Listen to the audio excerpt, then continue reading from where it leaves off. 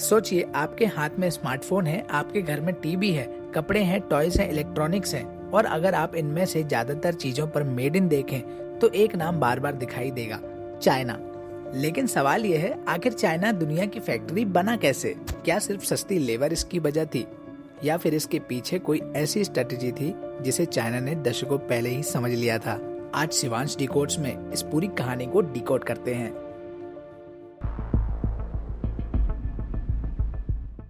तो दोस्तों, आज का चाइना और 1970 का चाइना बिल्कुल अलग था। उस समय चाइना की इकोनॉमी आज की तरह पावरफुल नहीं थी।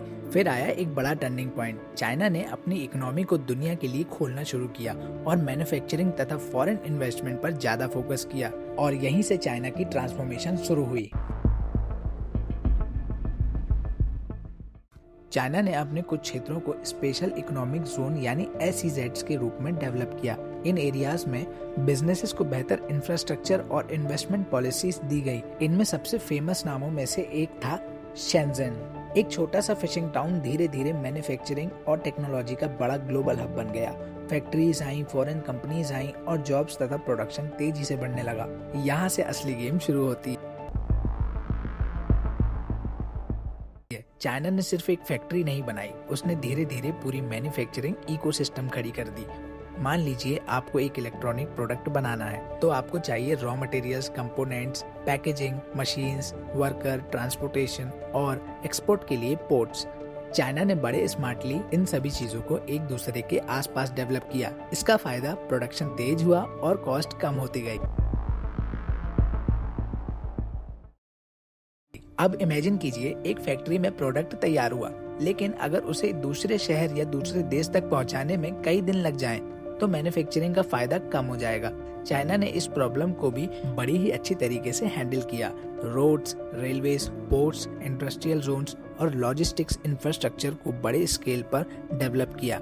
इससे फैक्ट्रीज को भी रॉ मटेरियल जल्दी मिलने लगे और फिनिश्ड प्रोडक्ट तेजी से एक्सपोर्ट होने लगे।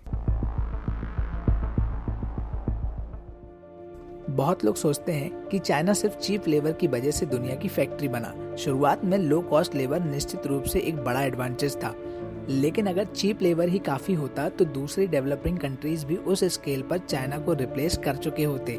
चाइना का असली एडवांटेज था scale plus supply chain plus infrastructure plus manufacturing experience. तो दोस्तों, जितनी ज्यादा फैक्ट्रीज लगी उतना ज्यादा प्रोडक्शन हुआ, जितना ज्यादा प्रोडक्शन हुआ उतनी बेहतर सप्लाई चेन बनी और सप्लाई चेन जितनी मजबूत हुई उतना ज्यादा ग्लोबल बिजनेस चाइना की तरफ अट्रैक्ट हुआ। यह एक तरह का मैन्युफैक्चरिंग साइकिल बन गया। अब सवाल आता है, एप्पल, नाइक, सैमसंग जैसी बड़ी कंपनीज और हजारों दूसरी ग्लोबल कंपनीज ने चाइना में मैन्युफैक्चरिंग क्यों बढ़ाई? क्योंकि उन्हें एक ही जगह पर बहुत कुछ मिल रहा था। Large workforce, suppliers, factories, infrastructure, ports और मैसिव प्रोडक्शन कैपेसिटी। यानी कंपनी को अलग अलग देशों से कंपोनेंट्स अरेंज करने की जरूरत कम पड़ती थी। एक मजबूत इकोसिस्टम पहले से ही तैयार था। धीरे धीरे चाइना ने मैन्युफैक्चरिंग में अपना एक्सपीरियंस बढ़ाया। पहले फोकस था दूसरे के प्रोडक्ट्स बनाओ, फिर धीरे धीरे फोकस बदला और अपने प्रोडक्ट्स बनाओ। और आज चाइना सिर्फ मैन्युफैक्चरिंग का नाम नहीं है। China electric vehicles, batteries, solar panels, electronics, machineries और कई एडवांस टेक्नोलॉजीज में भी बड़ा प्लेयर बन चुका है। यानी चाइना ने मैन्युफैक्चरिंग से शुरुआत तो की, लेकिन वहीं रुक नहीं गया। लेकिन क्या चाइना हमेशा दुनिया की फैक्ट्री बना रहेगा? ये सबसे इंटरेस्टिंग सवाल है। अब कई कंपनीज अपनी सप्लाई चेन दूसरी कंट्रीज तक भी ले जा रही है। इंडिया, वियतनाम, मैक्सिको और दूसरे देशों में भी मैन्युफैक्चरिंग तेजी से बढ़ रही है।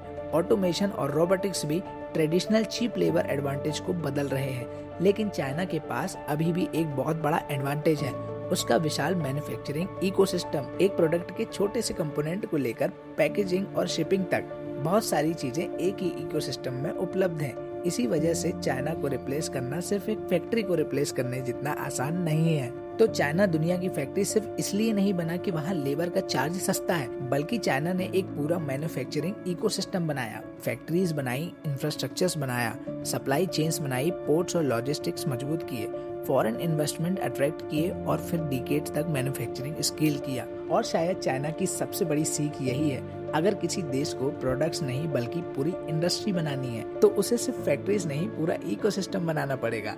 तो अगर आपको ऐसी ही दुनिया की बड़ी कहानियों को आसान भाषा में समझना और डिकोड करना पसंद है तो वेलकम टू शिवांश डिकोड्स, क्योंकि यहाँ हम सिर्फ फैक्ट्स नहीं बताते, हम उनके पीछे की पूरी कहानी डिकोड करते हैं। तो सब्सक्राइब करें, मिलते हैं अगली कहानी में।